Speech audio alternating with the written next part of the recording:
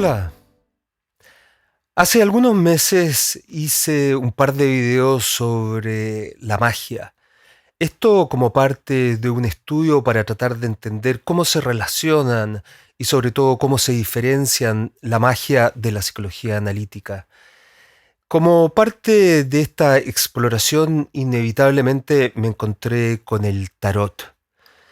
El tarot, yo sé que muchos de ustedes es algo que lo conocen, sé que es un ámbito de estudio en la psicología analítica, ha sido comentado desde la psicología analítica, sobre todo o a partir del concepto de sincronicidad y de los arquetipos. Y a partir de ahí, entonces, he empezado esta exploración desde el comienzo. Como les digo, no sabía nada. Y este video quiero compartirles un poco mis aprendizajes, qué es lo que he ido aprendiendo, algunas reflexiones preliminares y sobre todo mostrarles algunos tarot que he encontrado que me han parecido a mí muy interesantes. Para algunos de ustedes serán ya conocidos, los más populares, digamos, pero tengo un par de tarots, de mazos de tarot que incluso creo que le pueden parecer interesantes a los más avanzados en este arte, digamos. Y de eso se trata este video, entonces, de hablarles un poco en general del tarot, desde la postura de un principiante, de hacerles algunos comentarios en relación a la psicología analítica, muy preliminares, y luego mostrarles o irles mostrando unos mazos y comentándoles. Eso vamos a hacer en este video, pero antes de comenzar, permítanme recordarles que en abril comenzamos mi taller, mi seminario sobre alquimia. En la segunda versión del seminario, la versión pasada tuvo buena recepción por varios de los participantes. Yo quedé muy satisfecho y comenzamos en abril. Como parte de la promoción del seminario, he definido para el 12 de febrero una clase gratuita, una presentación sobre un texto alquímico del siglo XVI, El Splendor Solis. Es un libro que tiene muchas imágenes y vamos a revisar algunas de esas imágenes y las vamos a ir comentando. Yo comencé este estudio de ese libro el año pasado y les quiero compartir algunas de mis reflexiones preliminares. Para participar, les dejo abajo un vínculo para que se registren. Y comencemos ahora con el tarot. Bien, comencemos y les voy mostrando. Este es el tarot de Marsella, que es parte de una línea, un estilo de tarot que se remonta al siglo XV.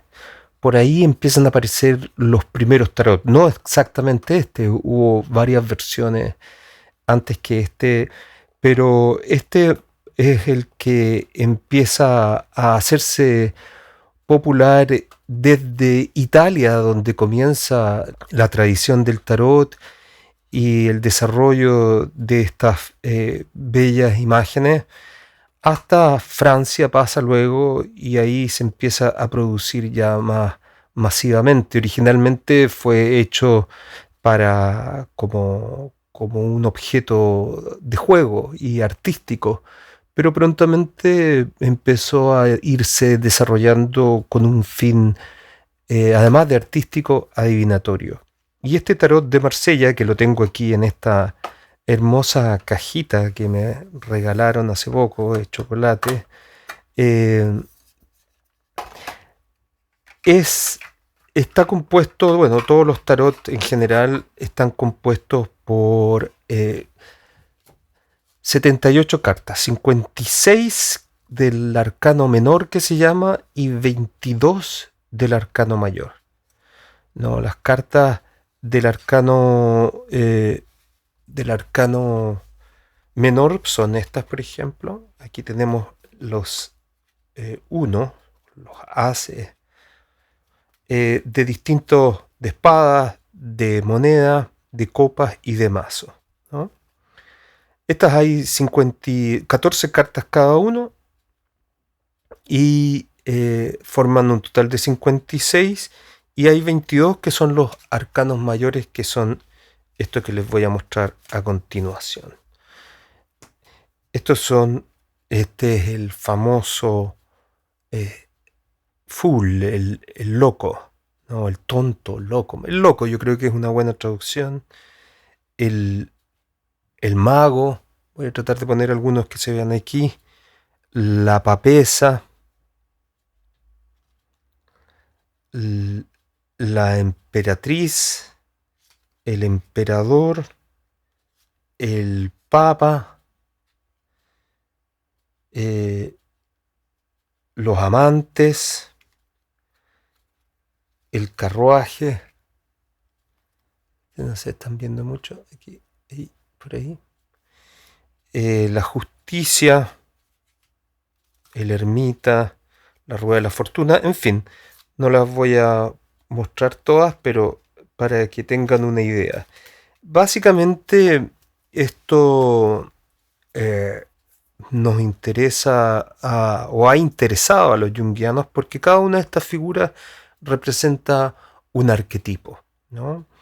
Y si a esto le sumamos el principio de sincronicidad, podemos ver que el tarot tiene un potencial para la psicología analítica.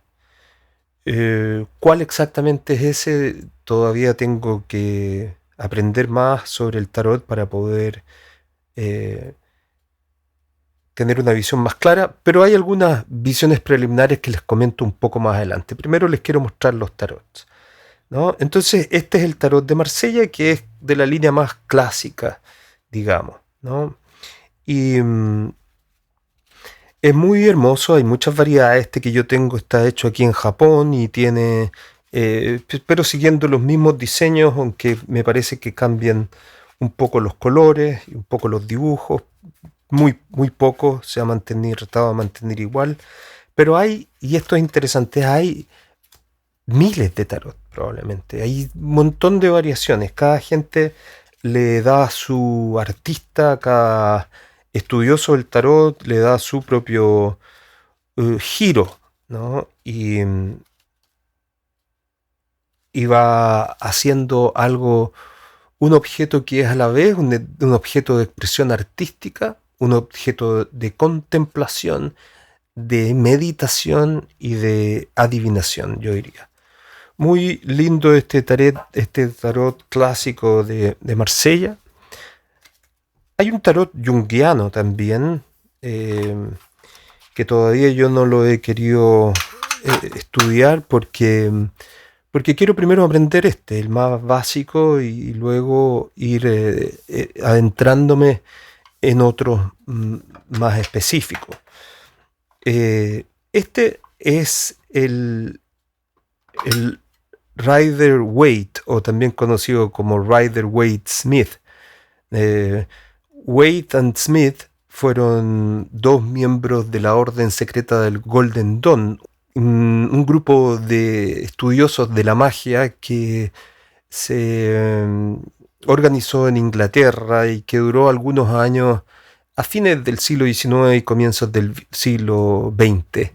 Y en ese grupo, Waite y Smith trabajaron en conjunto, Smith como la artista, y hicieron este tarot, que a diferencia del tarot de Marsella,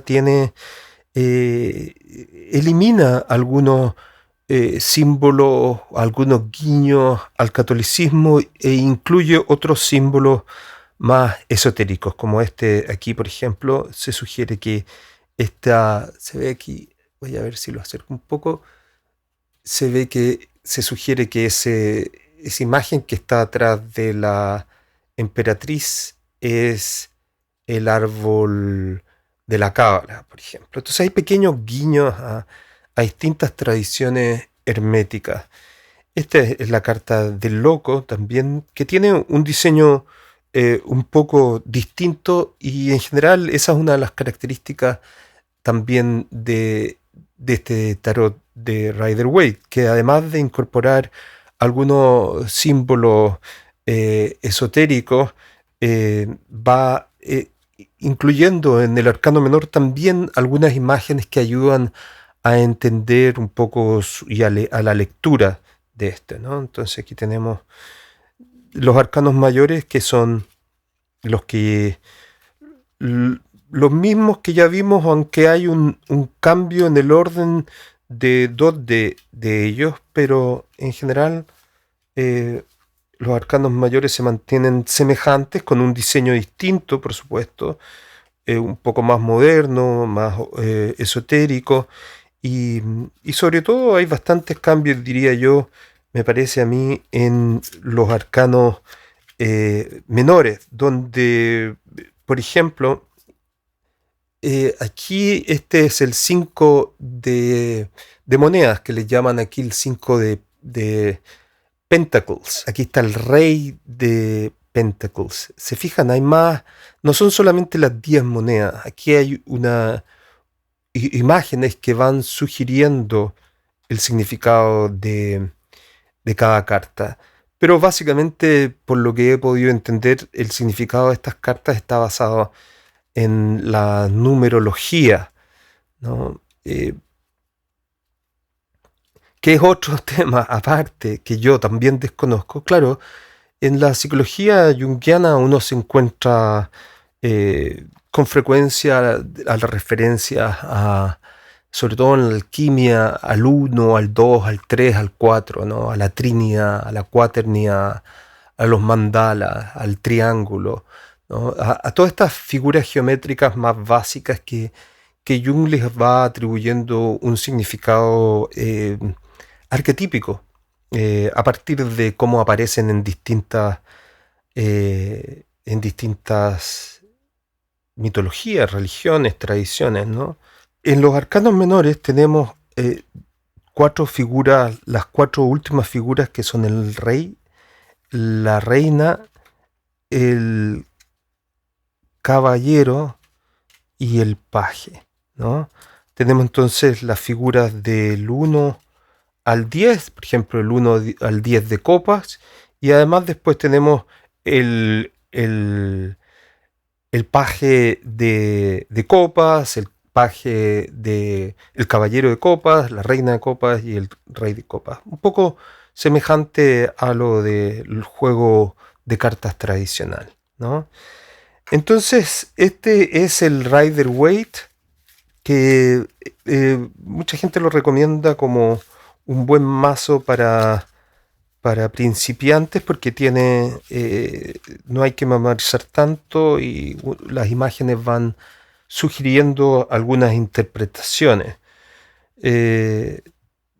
Pero hay que estudiar, diría yo, por una parte, cuál es la simbología que existe atribuida a esto, y además también la intuición parece jugar un rol muy, muy central aquí. Ahora bien, a pronto andar el tarot se fue relacionando con distintos sistemas simbólicos, ¿no? Es bien interesante entender que este tarot comienza, o el tarot comienza, como les decía yo, en el siglo XV. Alguna gente atribuye su origen a Egipto o a un lejano pasado, pero en realidad eh, parece haber bastante evidencia que el tarot empieza a desarrollarse en el siglo XV.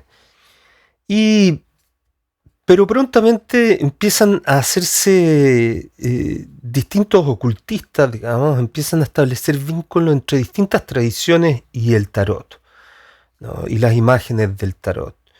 Y algunos empiezan a establecer relaciones con la alquimia, ya les voy a hablar un poco de eso, y algunos con la cábala, ¿no? Y entonces la alquimia es otra área, ahí yo ya he estudiado más y conozco más, y la cábala, de la cual no sé, en realidad no sé nada, muy poco, lo que estaba aprendiendo a partir de la lectura de la magia recientemente y del tarot, ¿no? Entonces, este tarot que tengo aquí lo conseguí porque de alguna forma va ilustrando cómo se relacionan algunos, algunas personas han relacionado el tarot, las figuras del tarot con las figuras de, o más bien con las emanaciones o con el árbol de la vida de la cábala, ¿no? Y aquí va mostrando cómo se va estableciendo esta relación. Esto es algo que a mí que me interesa explorar, aprender, pero es algo adicional a lo que ya estoy estudiando, así que poco a poco, este es un estudio que va a tomar años en realidad, ¿no? No es algo inmediato.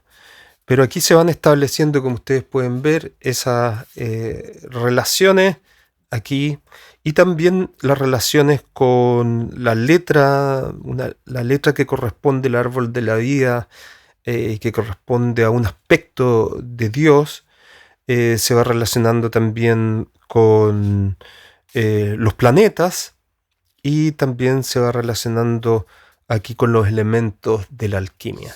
Entonces, hay mucho que explorar y que aprender en este tipo de tarots.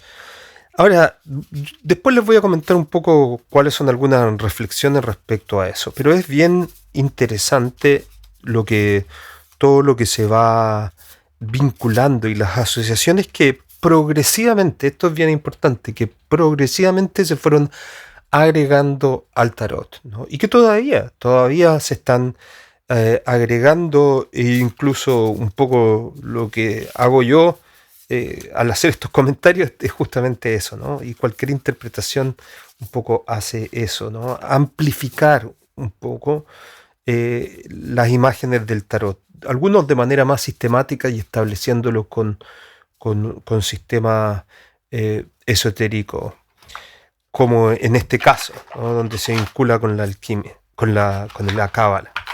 Entonces, este es el tarot cabalístico. Muy, muy, muy, muy bonito.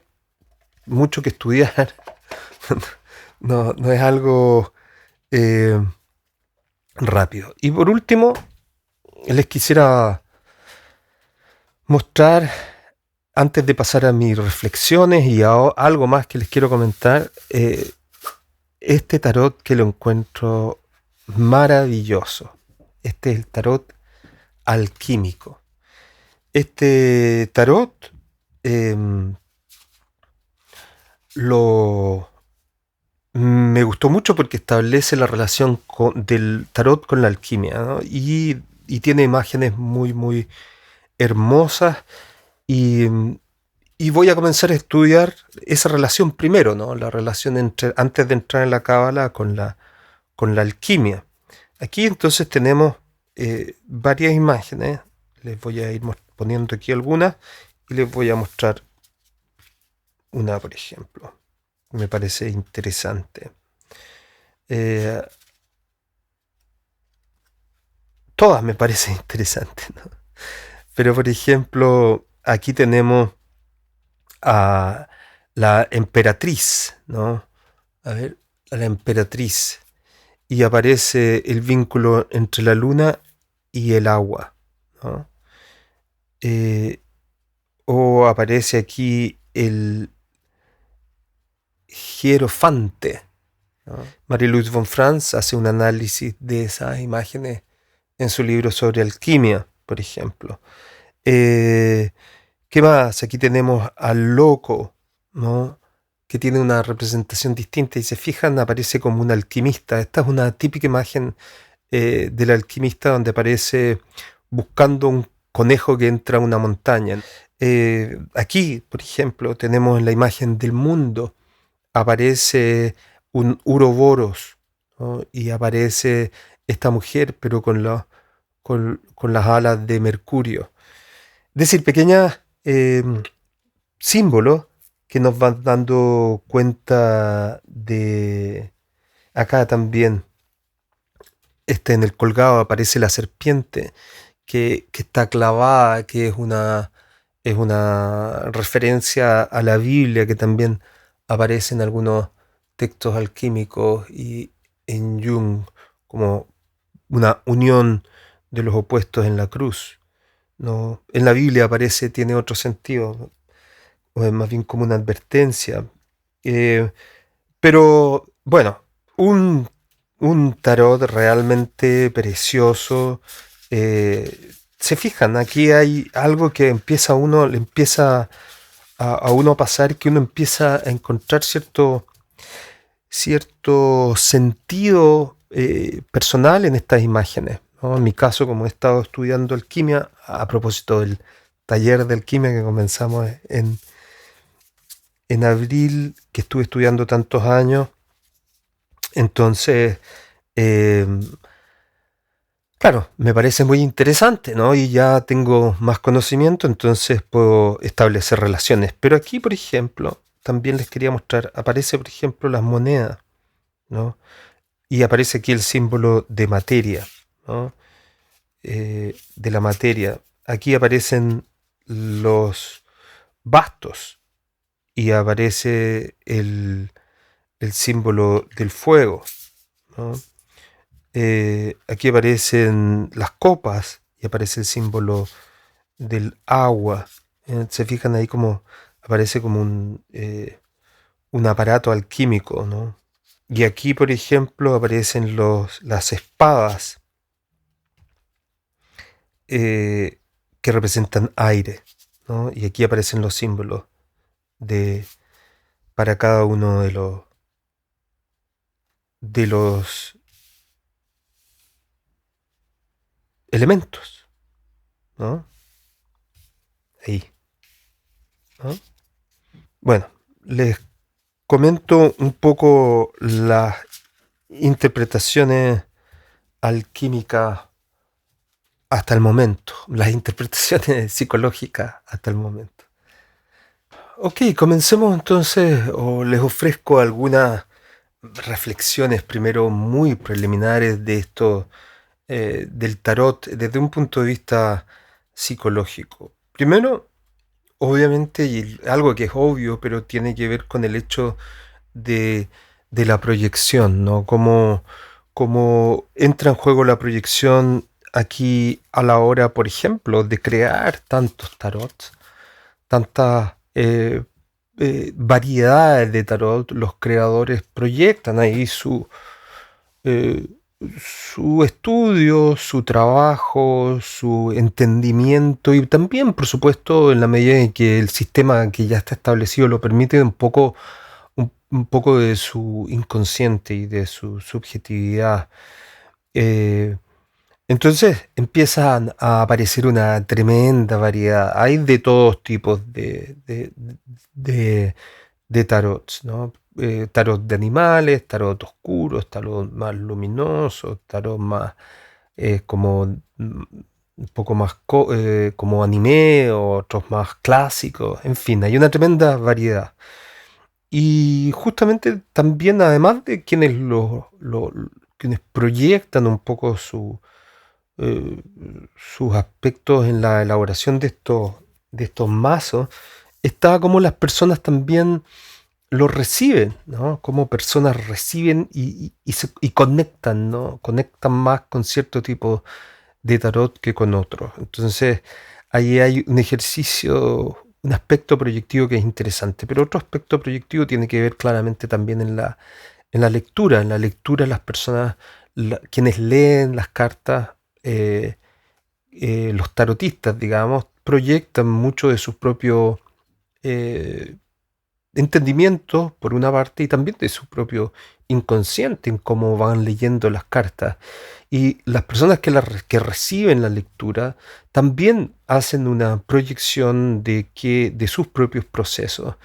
Y en esa relación dinámica de entendimiento, interpretación y proyecciones se produce de repente algo puede ser parecido a una interpretación de sueños. Y, y en ese sentido es útil, ¿no? En el sentido en que si asumimos que las cartas una tirada de las cartas refleja una condición del momento y nos ponemos a pensar en los símbolos que se están tratando de reflejar ese momento, como aparece en el tarot.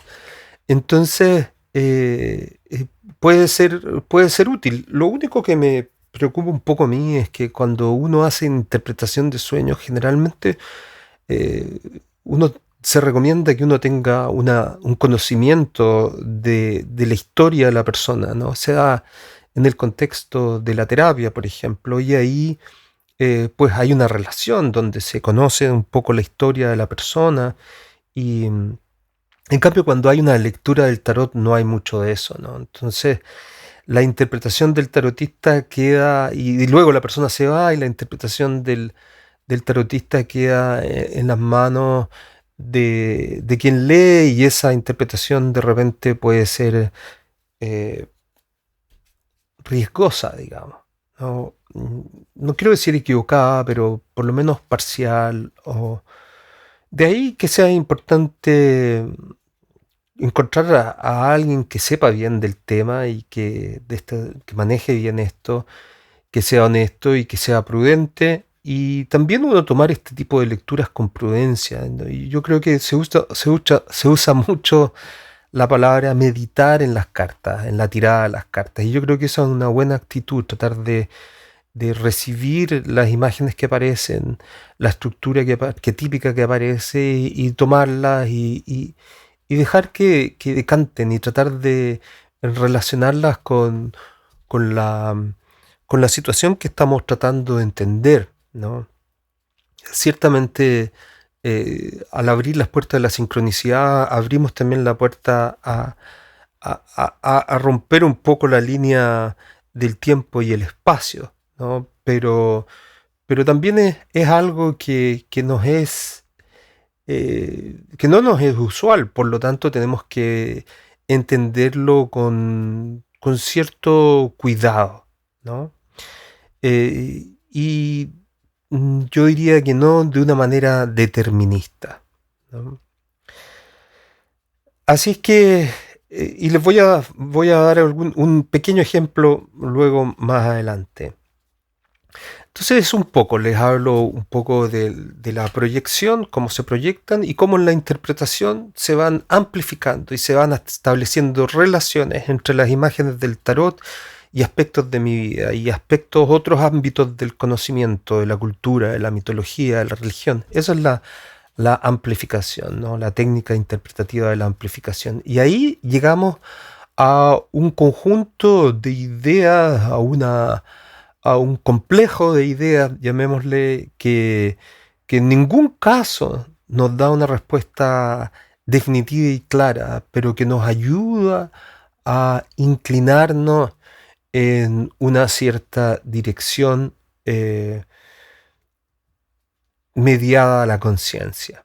Yo creo que esa es una buena interpretación. No es una respuesta clara, transparente, definitiva, eh, directa y sobre la cual tenemos que actuar impulsivamente. Es una respuesta simbólica que tenemos que ponderar, sostener y dejar más bien que crezca en nuestras decisiones. Esa sería una buena forma, diría yo, de tratar de aproximarse a la lectura del tarot. Hay otro aspecto también que es interesante entre la persona que lee el tarot y la persona que busca una lectura. En este encuentro hay un aspecto de la conciencia, de la relación que es consciente, ¿no?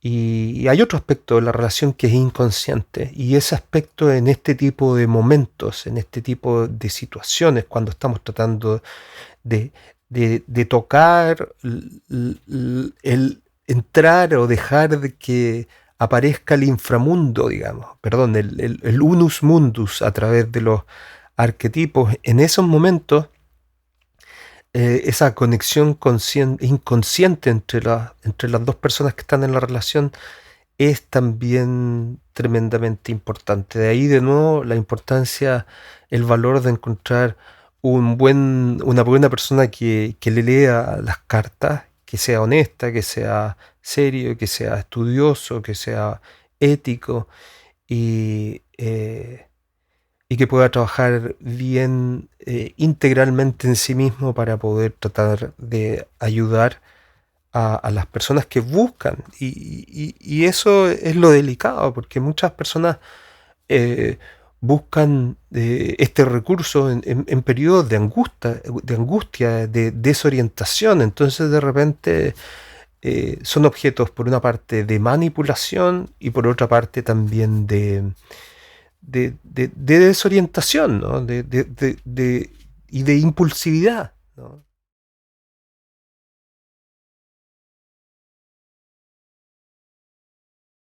Y para terminar, lo que quiero comentarles es una lectura que hice yo. Y aquí ustedes, los que saben más de tarot, leer el tarot que yo, eh, quiero que me ayuden, ¿no? Y me dejen su comentario e interpretación, que compartan su interpretación aquí al final del, en los comentarios.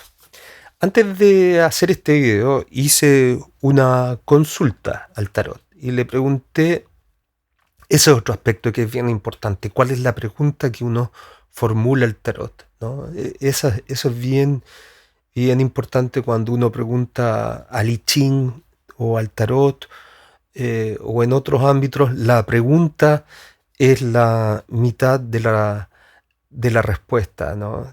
Marie-Louise von Franz decía también respecto a la imaginación activa, y creo que se puede aplicar bien también al tarot. Ustedes hacen una imaginación activa, eh, establecen una conversación y a partir de esa conversación establecen otra conversación y así se va dando una iteración. Eso también creo que es posible aquí en el tarot. Se hace una pregunta, luego se piensa una pregunta, se hace una buena pregunta, se obtiene una respuesta y a partir de ahí se puede hacer otra iteración que vaya profundizando o explorando otro aspecto. Pero yo diría que también para comenzar, quienes están comenzando, igual que yo, diría que es bueno comenzar con preguntas simples, básicas, pequeñas, no con grandes preguntas de la vida. Por ejemplo, en este ejercicio yo pregunté, ¿es conveniente hacer este video sobre el tarot para el canal de YouTube y para la comunidad del canal? Entonces, de mi canal de YouTube, y la respuesta que obtuve es la siguiente. Y lo hizo en base a una tirada de tres cartas: el pasado, el presente y el futuro. El pasado como diciendo cuáles las circunstancias que me trajeron aquí, el presente como cómo se están dando las circunstancias actualmente y cuáles son las posibilidades futuras de esto, ¿no? Y me salió esto, aquí lo voy a poner, me salió el tarot de alquimia, me salió el 7 de monedas, me salió el 7 de espadas y me salió respecto al futuro el mago, ¿no? Este es el pasado, presente y futuro.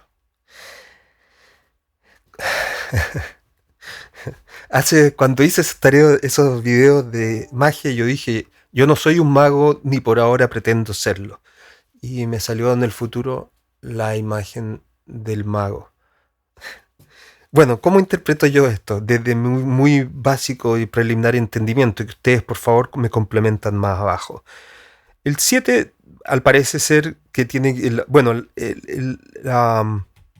las monedas tienen que ver con la materia, ¿no? Con lo económico, por ejemplo, con los aspectos materiales, con el cuerpo. Eh, las espadas tienen que ver con el aire, con la mente, ¿no? Y el mago es una imagen del dominio, ¿no? De dominar todos los elementos, ¿no? De poder transformarlos como Mercurio, ¿no? Eh, entonces, diría que en el pasado ha habido una preocupación por mi trabajo, ¿no?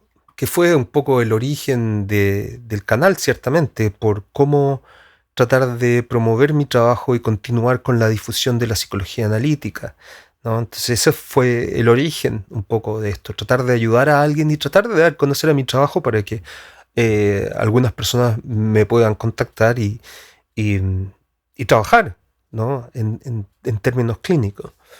Y esa fue mi motivación.